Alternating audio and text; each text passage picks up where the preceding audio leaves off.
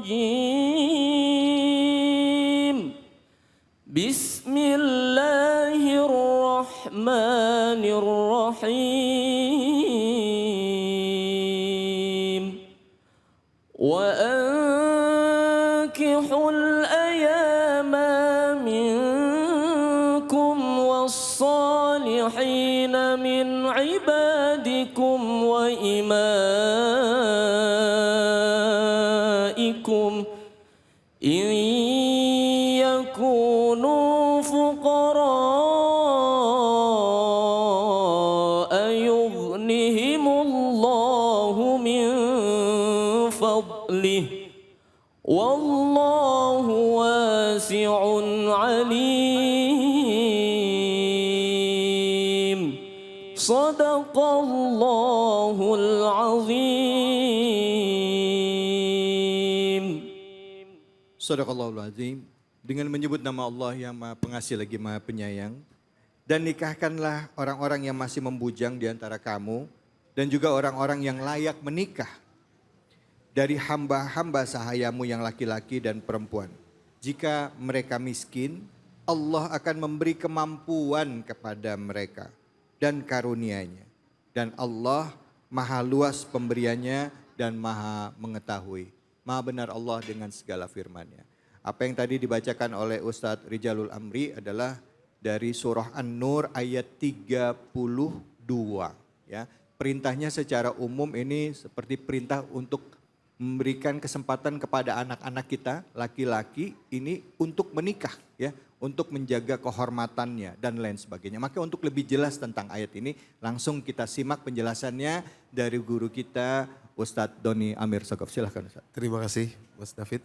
Assalamualaikum warahmatullahi wabarakatuh. Waalaikumsalam warahmatullahi wabarakatuh. Ibu-ibu, bapak yang dirahmati Allah, Al-Quran itu luar biasa. Ya. Memberikan kepada kita berlapis-lapis pengajaran. Nikah, ini adalah satu ibadah terlama yang oleh karenanya kita mesti tahu benar nih. Untuk apa menikah, tujuannya bagaimana. Setelah kuncinya ketemu itu, urutan berikutnya gampang.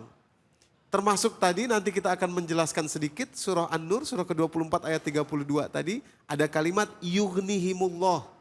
Allah mampukan. Apa maksudnya? Apa orang ketika menikah langsung uangnya banyak? Apa ketika menikah langsung bisa menjadi seorang ibu? Kan bukan begitu kan?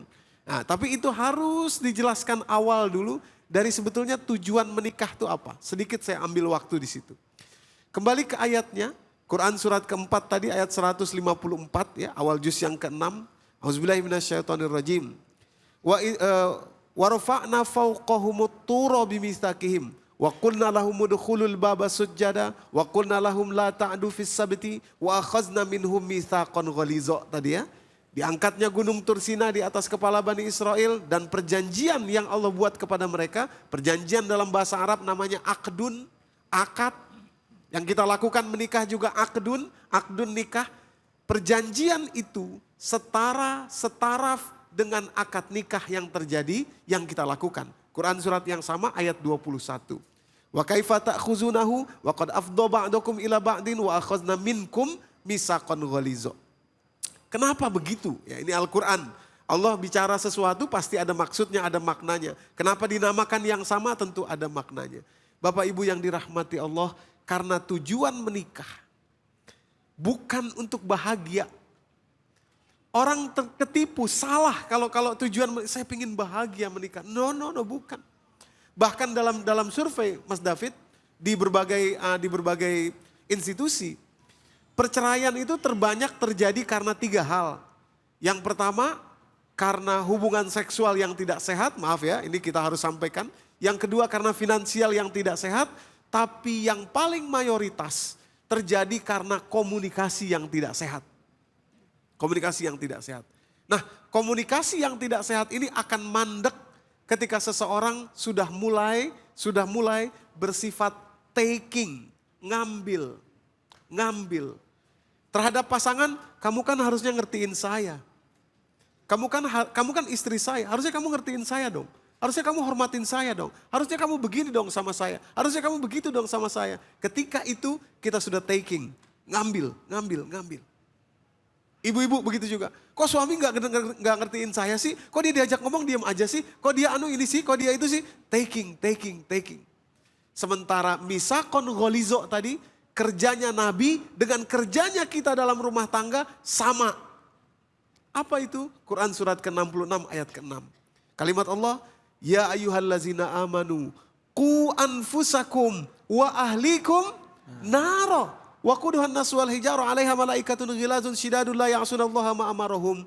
Tujuan kita menikah adalah membawa jiwa-jiwa yang Allah titipkan dalam pernikahan kita itu jauh dari neraka Allah Subhanahu wa taala. Bapak Ibu yang dirahmati Allah. Jadi maksudnya begini Pak.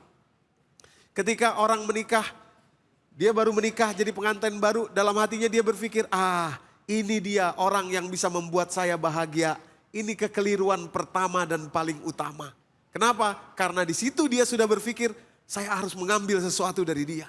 Tapi kalau seperti para nabi, lihat para nabi, mereka tidak pernah minta. Bahkan tidak minta pengertian. Ketika ada seorang nabi yang minta pengertian dari kaumnya, dari umatnya, yakni Nabi Yunus alaihissalam, Allah hukum beliau. Quran surat ke-21 ayat 87 itu. Wazannun izzahaba mughadiban, ketika dia pergi dalam keadaan marah kepada kaumnya. Kenapa beliau marah? Karena sudah didakwahi kaumnya gak mau dengar. Marah. Akhirnya beliau yang dihukum. Fazanna alan naqdiru alaih fanada fi zulumat alla ilaha illa anta subhanaka. Saya zolim, kata Nabi Yunus. Inni kuntu minaz zolimin. Kenapa? Dalam tugas ini saya mengambil, meminta.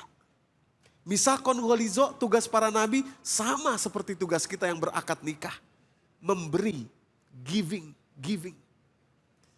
Kalau kita sudah mulai minta, sudah mulai retak. Minta pengertian, minta ini, minta itu, lebih tinggi lagi. Tapi selama kita berada di misakon ghalizo, saya harus memberi seperti para nabi. Giving. Kalau diberi, saya terima, tapi saya nggak minta. Rumah tangga akan bahagia. Bu, suka ngerasa kecewa enggak? Sering. Enak kalau jujur begini Mas David. Iya benar. Enggak juga Bapak juga sama Pak, pernah kecewa enggak Pak? Hah? Kalau Bapak jawabannya, ya gitu deh.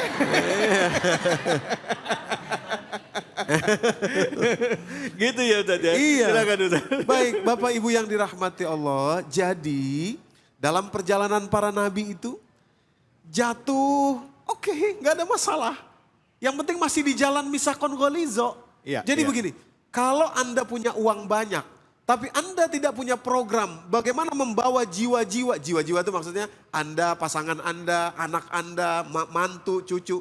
Kalau Anda tidak punya program menghindarkan mereka dari api neraka, walaupun uang Anda banyak, jalan-jalan, healing setiap hari, maka tidak ada gunanya pernikahan Anda. Ya. Karena tujuannya tadi adalah ku anfusakum wa ahlikum naro. Iya. Tapi kalau Anda jatuh bangun, sekali waktu kekurangan uang, sekali waktu berantem, selisih percakapan, selama masih ada di rel yang sama, selama masih ada di rel yang Allah tetapkan tadi, it's okay. Gak ada masalah. Anda akan tersenyum nanti di belakang hari bersama-sama masuk surga. Bukankah itu tujuan kita hidup? Amin. Jadi kalau nanti di rumah Bu lihat kelakuan suami dalam hati misakon ghalizo. Sudah punya sekarang ininya, sudah punya alatnya. Ya. Silakan Bapak ada yang mau bertanya, betul Pak. Assalamualaikum warahmatullahi wabarakatuh, Ustaz. Waalaikumsalam warahmatullahi wabarakatuh. Silakan Pak. Nama saya Abdul Aziz. Saya mau nanya pada Ustadz, saat kita udah nikah, terus beban dosa istri dan anak itu dibebankan kepada suami, begitu Ustadz? Ya, oke, baik, terima kasih banyak. Nah, ini nanya apa afirmasi nih sebenarnya Ustaz? Silakan dijawab Ustaz, betul. Nah, begini Pak, terima kasih. Ini pertanyaan menarik sekali. Guru saya pernah ditanya tentang ini. Dan ketika beliau menjabarkan surat 66 ayat ke-6 tadi, At-Tahrim, kalimatnya mohon perhatian ibu-ibu, bapak mohon perhatian ya. Ya ayyuhallazina amanu. Sampai sini, kalau sampai sini, itu masih bisa laki-laki perempuan. Wahai orang beriman adalah perempuan, ada laki-laki. Ya ayyuhallazina amanu, ku anfusakum. jagalah diri kalian, masih bisa laki-laki dan perempuan. Tapi begitu kata-katanya wa ahlikum. Nah itu ahlikum itu menunjukkan bahwa yang diajak bicara dalam surat 66 ayat ke-6 adalah laki-laki. Adalah suami. Jadi tanggung jawab seorang suami adalah menghindarkan istri dan anak-anaknya dari api neraka. Guru saya pernah ditanya, Ustadz atau Kiai, saya mau cerai sama suami saya. Kenapa Bu? Suami saya kurang pintar cari uang. Jadi lebih banyak penghasilan saya daripada suami. Daripada nanti jadi mudorot, saya pengen cerai saja. Jawaban Kiai saya begini Mas David. Iya. Ibu tahu nggak sih fungsi suami? Tahu. Tahu nggak peran suami? Tahu. Apa peran suami? Ya cari nafkah dong Ustadz. Oke. Itu aja? Iya. Nah ibu seperti orang beli kulkas, terus ditaruhin baju, dipikir lemari. Padahal fungsi suami jauh lebih banyak daripada itu. Yakni apa? Menjadi tameng bagi api neraka untuk ibu dan anak. Ku anfusakum wa ahlikum naro. Kiai saya bilang, sekarang kalau ibu cerai dengan suami, ibu mati dalam keadaan status sebagai janda, maaf ya, bercerai janda tadi itu, dan ibu mati dalam keadaan itu, yang akan bertanggung jawab adalah ibu sendiri. Tapi kalau ibu mati dalam keadaan memiliki suami, ibu bisa bilang begini, kamu kenapa masuk neraka? Bisa tunjuk aja. Tuh. Tuh penanggung jawabnya. Iya. Tahu deh salah dia. Itu penanggung jawabnya itu. Kenapa? Itulah akad pernikahan. Itulah misakon golizo. Para nabi diutus, diambil misakon golizo oleh Allah Subhanahu Wa Taala. Umatnya bisa bilang, kamu kenapa masuk neraka? Saya nggak pernah didakwahi oleh nabi saya. Nabi saya kerjanya tidur-tidur doang. Bisa. Masuk neraka karena Nabi tidak mendakwahi. Ya. Nah begitu juga akad pernikahan. Ketika bapak-bapak kita, saya terima nikahnya. Saya terima jiwa manusia bernama Fulanah bin Fulan ini dan segenap keturunannya nanti untuk saya tanggung jawab agar mereka tidak masuk api neraka. Masya Allah. Gitu. Tapi kalau bapak-bapak sudah mengajarkan Pak, sudah mengajarkan, sudah memberikan pengetahuan, sudah memberikan peringatan. Sampai kapan? Sampai selamanya. Lihat Nabi Lut. Lihat Nabi Nuh. Quran surat yang sama surat 66 ayat ke-10. Daraballahu masalan lillazina kafarum ra'atan Nuh wa ra'atan Lut. Kanata tahta abdaini min ibadina salihain. Fakhanatahuma. Beliau ini punya istri. Istrinya didakwahi, dibilangin gak mau ikut. Sampai terakhir wafat. Sampai terakhir datang azab Allah kepada Nabi Lut, istrinya masih ada di situ. Kanat minal ghabirin, kata Allah dalam surat Al-A'raf. Kanat minal ghabirin, tertinggal dia di situ. Bapak Ibu yang dirahmati Allah. Artinya begini Pak, selama Bapak mendakwahi, sampai kapan? Sampai akhir. Selesai tanggung jawab Bapak. Maka kembali tanggung jawabnya, kalau istri tidak mau mendengarkan, tanggung jawab pribadi. Nah, jadi siapa yang bertanggung jawab? Akad pernikahan itu membuat tanggung jawab pindah kepada Bapak.